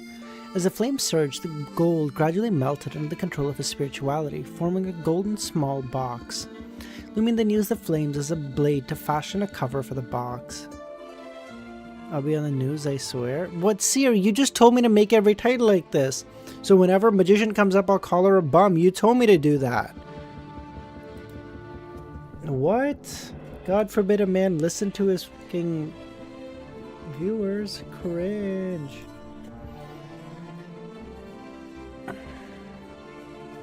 After stowing away the golden box, Lumen noticed the straight sword in his hand had become rusty. Rather than being alarmed, Lumen was delighted. The soil is magical. This was one of his gains. Despite not obtaining a characteristic of Riaz and Maslow, and the disappearance of the man and woman who served the demon, Lumen inquired finally something of value. He continued searching but found nothing else. He teleported back to the motel. By then, much of the smoke and dust had dissipated from the meteorite. Lumen noticed a folded letter on his table desk. Madam Magician's response is swift. Under the glow of the floating incandescent fireball Lumen created, he sat down and began reading Magician's reply. There is no doubt, from what you have described, the corpse in the dream belonged to Nabor Disley. And there is a chance that it is an alias of the devil monarch Farbauti, or a real name that can be used under certain circumstances. Did you understand the meteorite?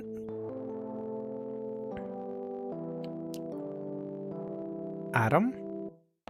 I don't know. It was just a way to kill off all the people that needed to die, right? I don't know. Who did that? It was just fucking coincidence. I don't know. Don't you find it strange that Nabor Disley, as a devil monarch and one of the 8 ancient gods who rule the world, can bestow superpowers of the prisoner pathway? This is quite common for the ancient gods. They didn't advance according to the pathways of the divine, but were naturally born. Their characteristics were a mix of Sequence 1 characteristics from several pathways.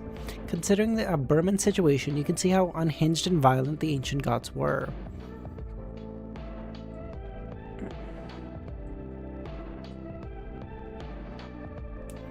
Oh, misfortune, goddamn. There's a significant difference between ancient gods and subsequent true gods, but this doesn't mean they are weak. They might even be stronger. No. Among them, though Farbauti is a devil monarch, he blends in Sequence 1 Abomination from a neighboring pathway, so his state is one of the best amongst the ancient gods. He also became the only ancient god alive in their original form. In fact, Farbauti were to gather the ingredients of the devil sequence as devil pathway as Sequence 1 Abomination and complete the ascension, it would be equivalent to a true god right now, a stronger true god.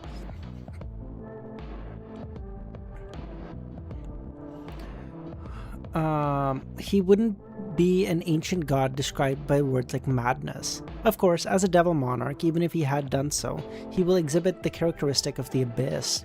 He will exhibit the characteristic of I am of the abyss is me, experiencing strong influences from this pathway. As for the state of a devil, you should know quite well. Therefore, Farbauti is also one of the 2 or 3 most unhinged ancient gods. That's all for the ancient gods, not my priority right now. In short, the one sealed in the dream tomb is indeed Nabor Disley. The other Nabor Disley is a form of an abomination. Damn.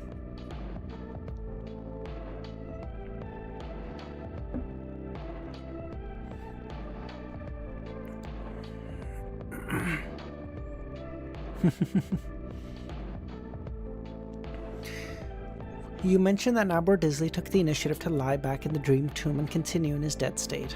That is a good choice. I must say it is a good death. Continue in this dead state until after the apocalypse. You don't need to know why. To put it simply, you can see that Farbauti is in a terrible state. As an abomination, his demise is more suitable than him living. Of course, this can't be a simple death. He chose a good place to die, allowing his corpse to enjoy peace and tranquility, safe from the Mother Tree of Desire's harassment. Now, you should understand, that entity had written a story and created a coincidence, allowing you to come into contact with Nabor Disley. Then he went to Hant Island in the new city of Silver. His goal was to send information to Nabor Disley in the ancient tomb, allowing him to continue sleeping and be a corpse instead of being resurrected. Simultaneously, this prevents various factions from trying to obtain his characteristic. As expected of a remnant from ancient times, a protagonist who personally ended the rule of the ancient gods, the secrets and various key matters he knows exceed all of us.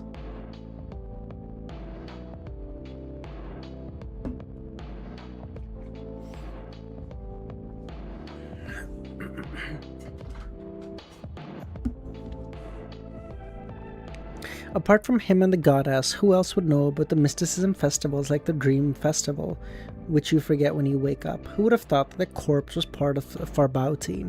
The digestion of your potion, the acquisition of the gold mask, and the formation of the corroded soil should be the rewards he promised. Remember to give me that soil. It is useless to you, but I can help exchange it for something. It may also give an opportunity, but I don't know for what. As for the mask, you can boldly venture into the underworld when the opportunity arises. Otherwise, the living won't be able to stay in the underworld for even a second. The golden mask comes from the fallen Death, the ancestor of the Eggers family, originally created to assist Death's descendants in entering and exiting the spirit world or the underworld. Their purpose is twofold: to protect the wearer from the corrosion of the aura of death and to transform the wearer into an undead state, their bodies no longer having vital points while their minds and consciousness maintain their living state. Do you understand why Nabor Disley's corpse wore the mask? If it didn't, it would have died completely in the dream. Similarly, knowing the mask's functions and the state of the corpse, you should understand why Hisoka put on the mask. It allows a corpse to mistake Hisoka for one of its kind without affecting him. It also protects him from the corrosion of the tomb's aura of death. The first phantom that experienced an ascension activated the corpse's sleeping spirit from under the mask's protection, but without activating his consciousness. In this state, Hisoka can use his resemblance to the corpse to make the corpse mistake him for his spirit and accept his dominance. Isn't this familiar? That celestial worthy that is indeed the strongest god who seeks out errors and exploits loopholes. By the time the second phantom that underwent ascension entered the dream tomb, the corpse's consciousness would have basically awakened. Hello, Sid! It has been a century. Good lord.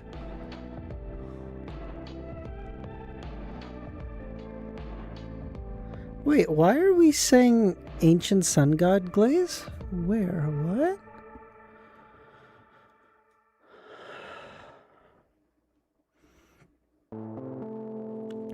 That is the gist of the matter. The Numinous Episcopate's purpose is the ancient tomb itself.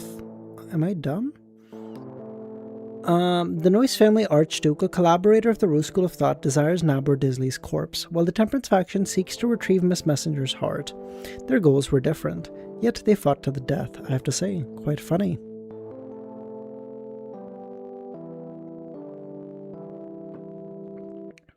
Ah, I thought he was referring to Farbauti there.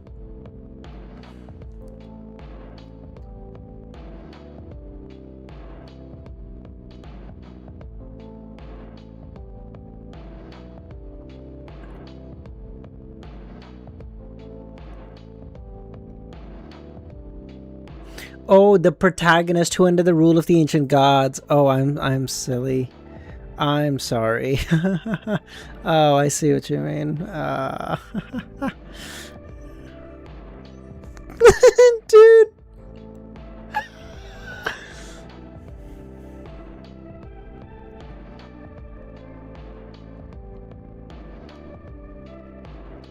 Of course, this is mainly because they can't trust each other, and there is indeed the possibility that it's a situation where winner takes all. Does Miss Messenger want to consume Nabor Disley's body? Of course she does. Miss Messenger? The lady who used the coin to buy her heart? Miss Messenger? She's an angel. Mr. Fool's messenger? So that is why there's a lucky gold coin closely related to Mr. Fool. I forgot to mention that wearing the mask also poses a problem. Forrest continued, as you can imagine, once you transform into an undead and don't have any vital points, the purification of sunlight and lightning will be fatal. Moreover, if a living person wears the mask for too long, they truly will become deceased. When that time comes and the mask is removed, their mind and consciousness will be unprotected and they will die instantly. Let me see, what else haven't I mentioned? Ah, yes. You said that the underworld Taoist and Nabor Disley's corpse had looked at Ivilhista without doing anything. It's likely that one of the ones who helped bury Nabor Disley's corpse and construct the dream was the ancestor of the Eggers family, the deceased Death. I have not said no.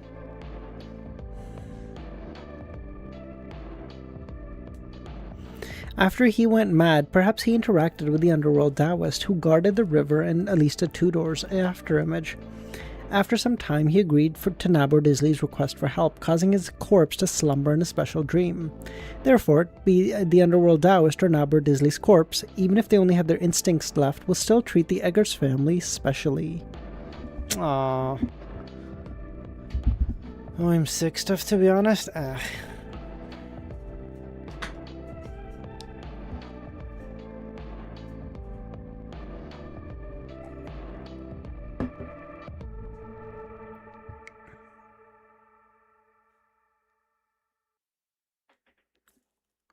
Sastria fight? Oh, maybe. 3 more chapters.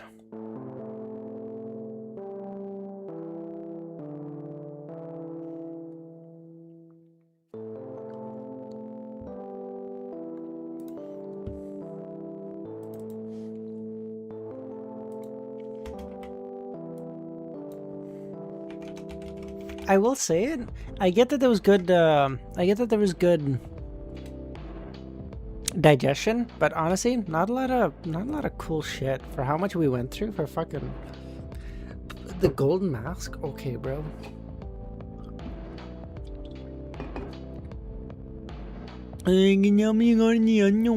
Fuck off.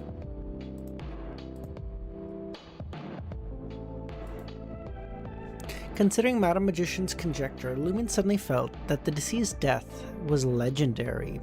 After becoming a true god, he seemed to have gone mad, inciting the Pale Disaster, his demise creating the Berserk Sea. He had a connection to the mysterious underworld Taoist, buried Farbauti's corpse, and left behind the massive Balam Empire. And the golden mask he created for his descendants is still being fought over to this day. Lumen retrieved the golden mask and caressed its cold surface, a deity's creation. Bye, Harsh! With a sigh, Lumen continued reading. Back to yourself. The underworld Taoist mark on you only seals the influence of Alista Tudor's aura on the outside world, doesn't eliminate it. In other words, you can no longer use Alista Tudor's aura to scare others, but it can still be useful when you need it to verify the corresponding identity. Cringe! That was like the coolest thing we had. Bye, Harsh! There are pros and cons. Although you've lost your potent means of intimidating others, you don't have to worry about attracting the attention of high-ranking individuals. Perhaps the underworld Taoist mark may have a special effect. Roselle once said that since you can't resist, try to enjoy yourself. Lumen turned his right hand over and looked at his palm. Compared to the decay in the dream, only a small, pale white mark remained. What special use does this have? Intimidate the undead? This year's Dream Festival may have ended, but the dream and the tomb haven't disappeared. The festival will happen next year. When the time comes, the demon from the Noise family and his Rose School of Thought allies may continue their attempts, maybe even bringing more powerful items. Not only do we have to stop them, but we also have to make preparations. Furthermore, for the special dream to still have projections as guardians, we can't relocate the entirety of Tazamo, so we must do something. After completing the last task, the subsequent problem of the Dream Festival will have nothing to do with you unless you become an angel by then, but that's unlikely. Yeah, super unlikely. The last thing you need to do is enter the special dream with the half-finished brass charm I sent with a letter and perform the following ritual before the tomb. The ritual is... After carefully reading the ritual description, Lumion assessed his spirituality and stowed away the charm.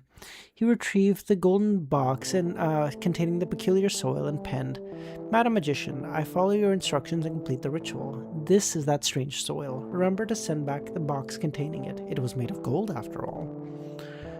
Recalling Lugano's promise of compensation and Ludwig's growing appetite, Lumion felt the need to be frugal.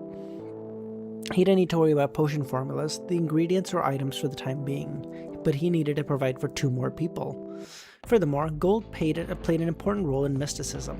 Frank had been accumulating it for months, hoping to forge the body of the armored shadow. After writing the letter, Lumen set up the ritual for the messenger. The messenger remained cautious, not uttering a word. What does it sense? Lumen was about to inquire, as he thought, could it be because Madam Messenger had been here? Lumen shut his mouth and watched as the messenger retreated. He extinguished the candle and stowed away the ritual items, returning. He sat across from Ludwig. Lumen looked at Ludwig and said, "Lend me something." Ludwig raised his hand, his mouth moving. The golden coin from earlier. Ludwig lowered his head and focused on eating the piece of beef jerky. "It'll only take a half hour. Half an hour. I won't cause it any harm, and I'll return it to you as it was. I've been fighting for you for so long. Come on." "When have I ever lied to you?" "Often," Ludwig grumbled. 20 minutes. Tops. Deal. Lumen swiftly accepted the golden coin with a radiant smile. To conserve his spirituality, he refrained from teleporting and moved swiftly to the shadows, to Hisoka's home. Robert and Em and Dina had already left. Lumen found a spot and leaned against the wall, and using cogitation fell asleep.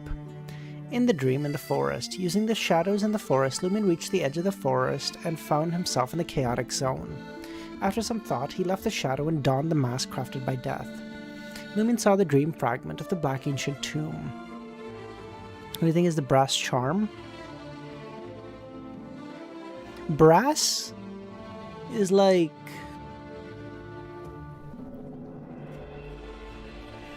I don't know why. I'm thinking brass is like the something of the Justiciar pathway or something. No,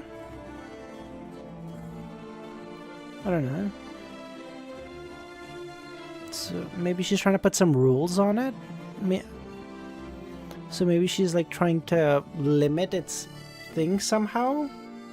Does that make any sense? Like maybe she's gonna use the soil from there to restrict its usage in one way or another. I don't know if she can even do that given, you know, it's fucking Farbauti in there, but...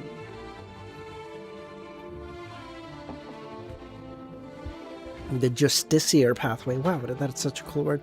It was so funny. We were in VC for a second, a couple of us, and I don't know. Sal for a moment goes, "Oh, you know the Paragon pathway is such a piece of shit." And I was like, no, stop, because Darrow was in there.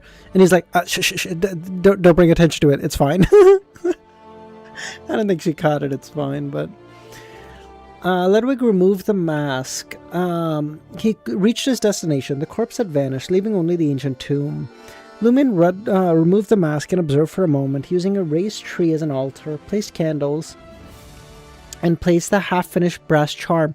Oh no! Half-finished brass charm!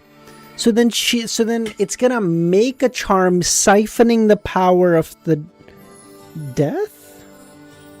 Lumen placed the lucky coin between the candles corresponding to Mr. Fool.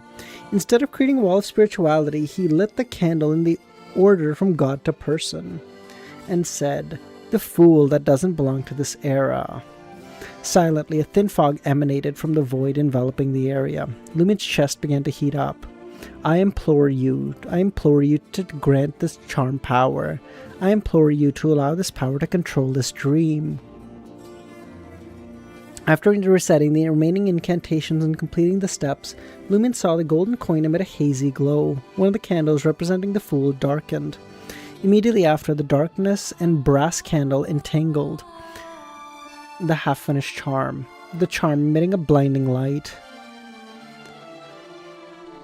And by the time Lumen adjusted his eyes and opened them, the charm had vanished. The soils, rocks, and trees in front of the tomb surged. Ancient Fasak words appeared. All living things are equal before the law. Even angels can be killed by ordinary people. Lost items are regarded as abandonment. Anything can be done during the Dream Festival, but not killing or rape. Murderers shall die. Rapists shall die.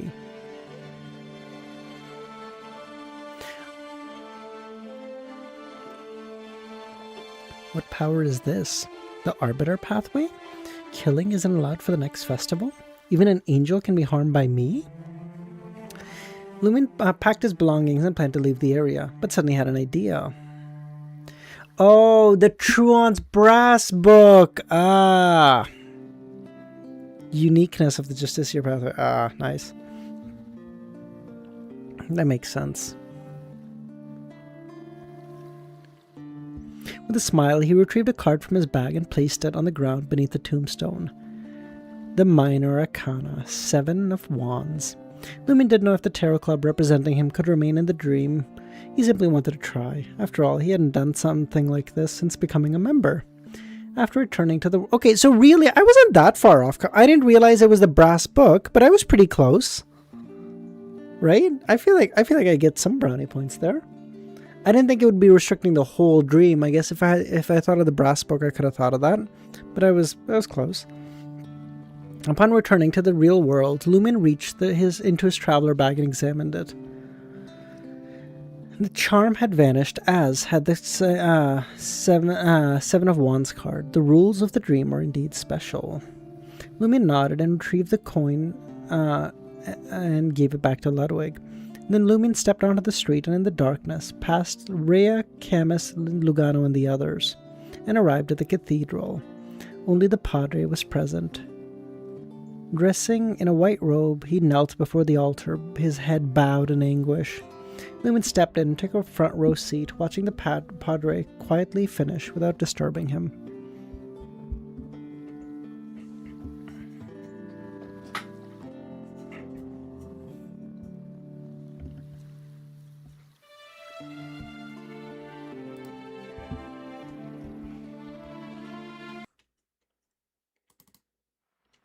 Is Lumen gonna kill a fucking Padre in his... Damn, that's a lot of chapters. Is he gonna kill the Padre? Would I blame him for doing so? Not really. I would maybe I would probably just say, like, Miss Messenger, can you just... You're an angel, do you mind? Or Miss Messenger, Madam Magician, do you mind just telling the bum EBS to just look at this church personally, please?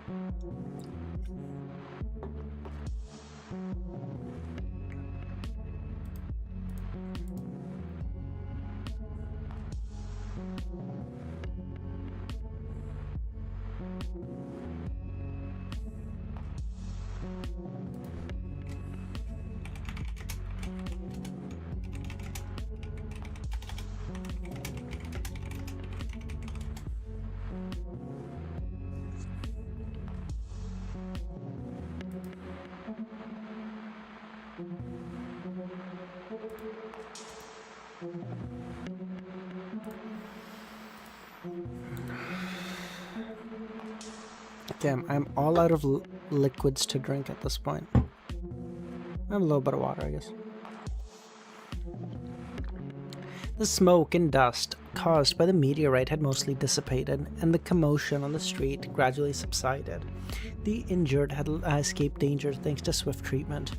Inside the cathedral, the padre completed his penance and stood up to face LEMMiNO.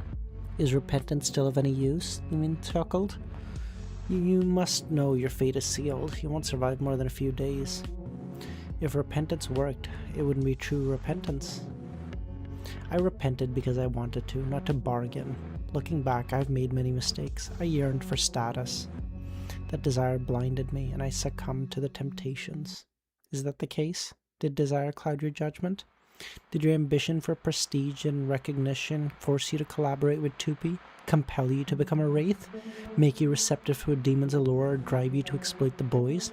No, you chose this. The padre wanted to object, but couldn't find the words. Many in this world crave status and recognition.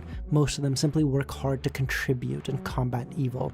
They never consort with demons, hoping to attain their goals through righteous means. Even in the face of repeated failures, they do not descend into the abyss. They share your desires, yet they maintain their control while you didn't. Desires didn't cloud your mind. You chose depravity. A relative of mine once told me, desire fuels progress, but it is also the demon that drags us to the abyss. Good or bad, light or dark, it all hinges on us, on that single thought at the pivotal moment. The father's face grew even paler, lowering his head. I have sinned. LEMMiNO pressed his hand to his chest, and his expression settling, he looked at the padre and laughed. I too have strong desires, as does everyone else. If harboring desires is a sin, then you are a sinner, and so am I. We are all guilty. The padre's expression froze before he turned around, kneeling before the altar again. He gazed at the emblem. You are innocent. Desire itself is not a sin, but I am a true sinner. Bowing his head as he became ethereal and transparent, the padre manifested as a wraith before the emblem, an icy, sinister aura emanating. The entire cathedral trembled. A brilliant sunlight seeped in from the altar, converging at the ceiling. The pillar of light, accompanied by a voice, descended upon the padre. The wraith trembled, but did not evade. Under the holy light, he disintegrated to ash. LEMMiNO watched this expressionlessly, feeling nothing. As the dome's glow dissipated, leaving only the candlelight, LEMMiNO remained seated in the pew. After an indeterminate amount of time, Camus and Ray entered the cathedral. Camus sighed in relief upon seeing Louis. We still lack composure, prone to panic. We were so focused on aiding the injuries. We never anticipated a man like the padre suddenly going mad and trying to drag others with him. But you were here. Where's the padre? After repenting, he used the cathedral spirituality to purify himself. Praise the sun, Rhea said. She then took a seat in the front pew as well, bowing her head and praying. Have you recovered Riaz's characteristic? LEMMiNO said. Yes. And Maslow's? We don't know where it is, Camus replied. Should be in the impact zone. Was the meteorite meant to claim most of the deceased? Is it the dream's power? Is it truly that immense? More than you realize, LEMMiNO replied. Riaza and Maslow belong to the numinous Episcopate royal faction. The Admiral is aware of their identities, and Riaza came to Tizamo to fulfill a mission. Even without you mentioning this, I wouldn't have harbored any ill will towards the captain, Camus said. He did save me many times, and this time he didn't overtly betray me, but rather the patrol team. My sense of belonging to the team isn't that strong. I'm just relieved he's not a traitor. This benefits you. The team now has a vacant vice-captain position, and your rival is quite dead. Camus didn't rise to the bait. I plan to leave. Thanks to your generosity, I have saved enough to advance. It is safer and simpler to return to my family and contact the main branch. The patrol team is small, and after all, Sequence 6 is the limit. To reach 5, I need to forge close ties with the numinous Episcopate, Rose School of Thought, or Intess's Bureau 8. Given my surname, the choice is clear. If the Castilla royal family truly accepts you, but your potential would be phenomenal, LEMMiNO chuckled. I thought you were leaving this place of sorrow due to some failed romance. Camus abruptly choked on his saliva and just coughed. Ray had concluded her prayers and departed with Camus. After a while, Amandina appeared at the cathedral. "Why are you alone here?" she muttered. "Why have you come?" LEMMiNO asked. "I wanted to see if Robert would come looking for the Padre, but you're the only one." "The Padre is dead. I doubt Robert is here." "Is that so?" "If he truly came to confront the Padre, it would mean he's still that man." Amandina faced the altar, offering a prayer. With her task complete, she glanced around and said, "Will there be another festival next year?" "Yes." Joy lit up in Amandina's face. "Is that tomb still going to be there? Can I gain powers by touching it?" "Yes. But the outsiders participating will be even stronger and more terrifying next year, surpassing what you saw." "Really? In that case, I'll find an excuse to stay in Port Pylos during next year's festival, and bring my parents along." "Have you returned home?" LEMMiNO asked. "I went, briefly. Not wanting to disrupt their facade of love, I left again." "Besides touching the tomb, are there any other ways for me to advance?" "Buy formulas, and drink potions. And progress along any of the 3 pathways: Sleepless, Corpse Collector, or Warrior." LEMMiNO divulged the relevant information. "Also, it wasn't the tomb that granted you powers, but that person." LEMMiNO was perplexed. What was the connection between Amandina, Robert, and the underworld Taoist? Typically, boons were bestowed upon believers by deities or angels, but they had no faith in the underworld Taoist. Considering the convention of various organizations and the customs Franca mentioned, Amandina should have addressed the underworld Taoist as teacher. And this comes to an end. Chapter 700.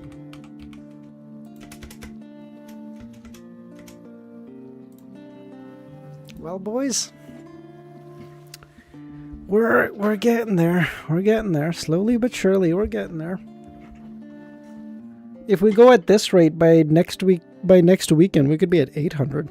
Is that going to happen? Fucking doubt it. Why? Because I'm not streaming next weekend, so...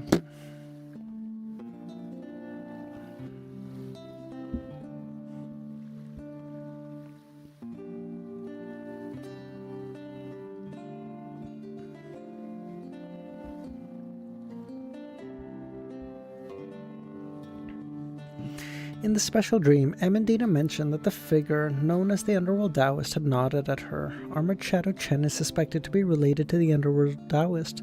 Frank is accumulating gold to create her body, or his body to gain more information. He turned to Amandina. He won't encounter that figure again. "It's possible normally?" Amandina asked. "How clever are you?" LEMMiNO inwardly criticized. "What I mean is that it's not just in Tazama where you can encounter that figure on a specific date." "Have you seen that figure elsewhere?" Amandina said. "I thought you couldn't see him." "Thankfully you're not that dense." LEMMiNO retrieved the mask from his bag. "I could see after putting this on." "I did encounter that figure elsewhere," he said. He said encounter instead of meeting to ensure his statement couldn't be more truthful. He wanted to say I even know his name, but didn't feel like explaining. "Where?" "In Trier," LEMMiNO replied. Trier.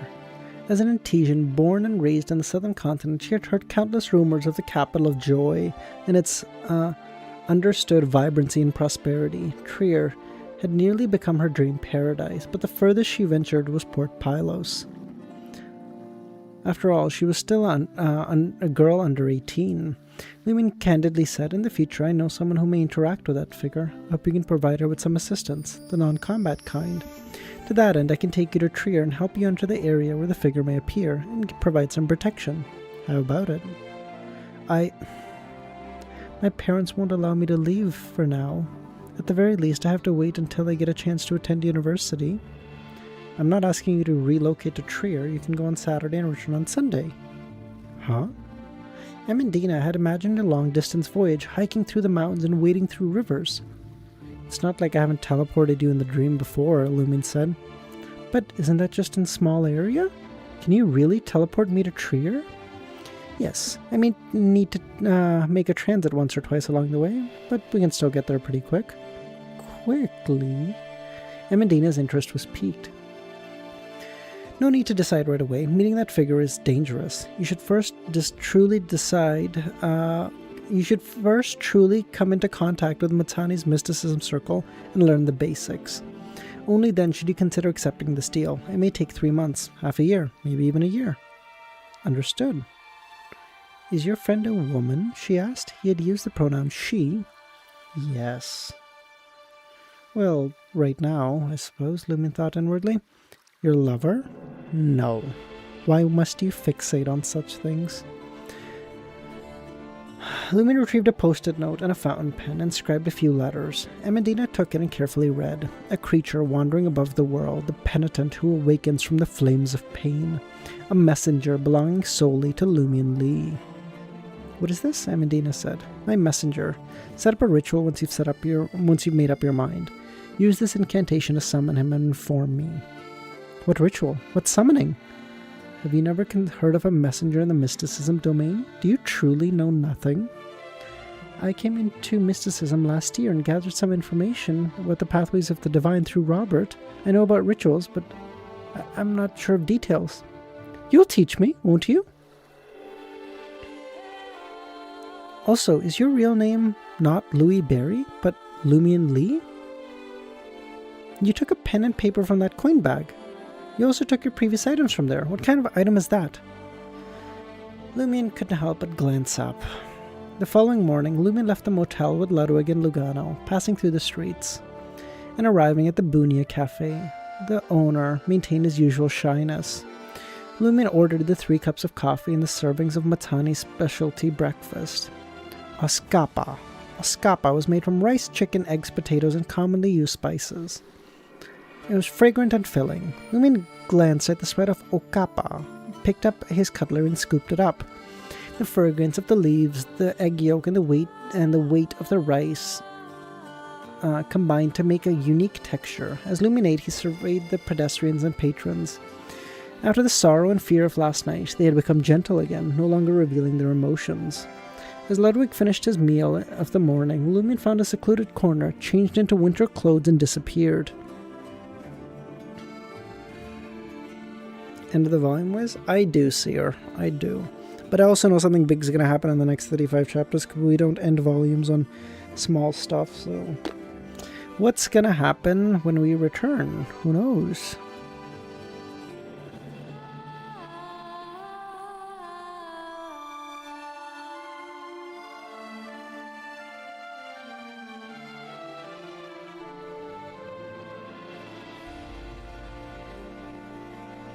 As Ludwig finished his second meal of the morning, Lumion found a secluded corner and changed into winter clothes, and disappeared from Tazamo with Lugano and Ludwig. This time, Lumion refrained from teleporting directly to Franca, as Lugano and Ludwig and the 2 demonesses were unfamiliar with each other. Lumion chose the rarely used entrance to underground Trier and Quartier de la Cathédrale Commémorative. Upon returning, Lumion spotted a few college students carrying carbide lamps, jesting. As he turned onto the nearest main street, the first thing Lumion saw was a scantily clad man in chains, crawling slowly along the street in a dog-like manner. If anyone dared to look at him, he'd glance back and bark. We're back in France for sure. Paris. Kami, can you tell me the street name offhand? Seer, any ideas of the street name offhand? Sid, are you still here? In the next moment, the street artist on the corners played a rhythmic melody. Passerbys more or less danced with a relaxed and satisfied smile. The man, acting as a dog and trembling in the wind, also raised his hind leg. This was very different from the streets in the market district. Quartier de la Cathédrale Commémorative was renowned for its universities. Lumion averted his...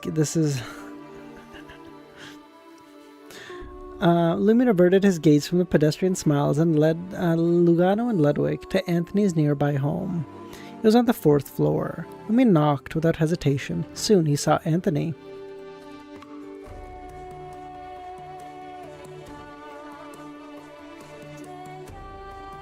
In a white shirt, light grey cashmere sweater, and tweed coat, wearing gold-rimmed glasses, clean-shaven and his face no longer greasy, the black grime on his pores was gone.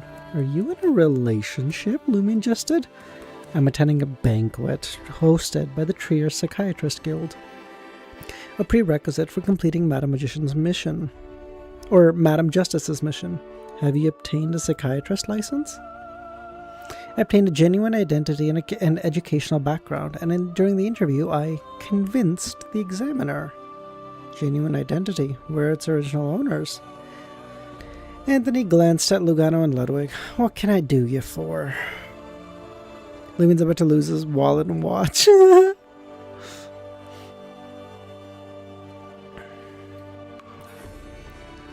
Lumien was then shot 47 times.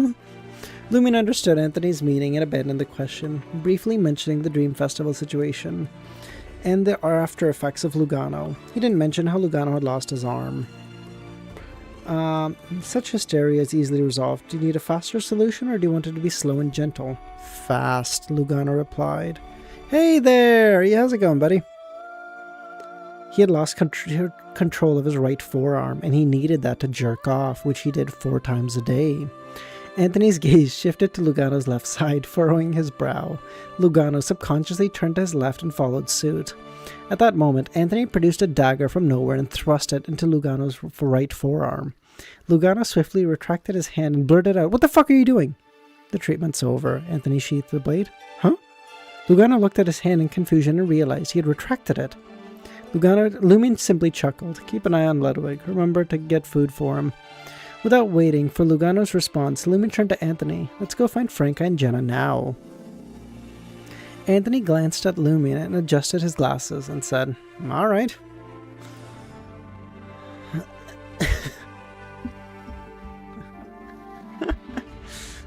Listen, it's only fair I get to add in a little bit of fun stuff for me occasionally, right?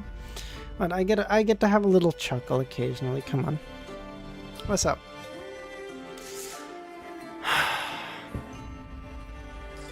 Two hours, 10 chapters? Pretty good. I'll take that. What's up, Kami?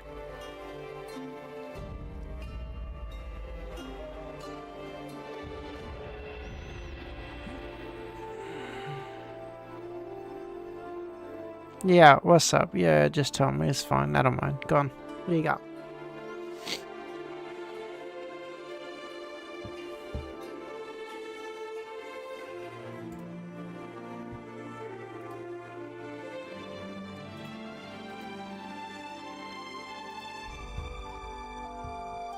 Aaron, I will finish the volume on Sunday. 10 chapters tomorrow, and then like 12 or 13. Before a very long time gets...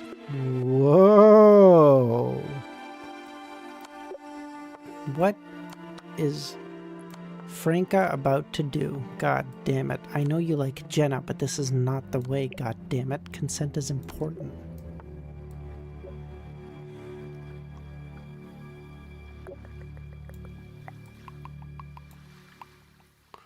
That's not even...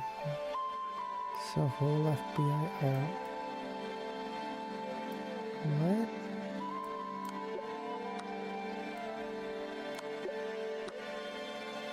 Yeah, I figured that.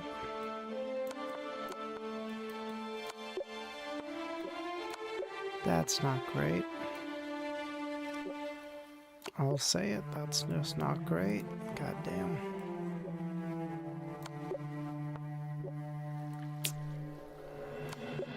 And of course it happens in Trier. Tisk tisk.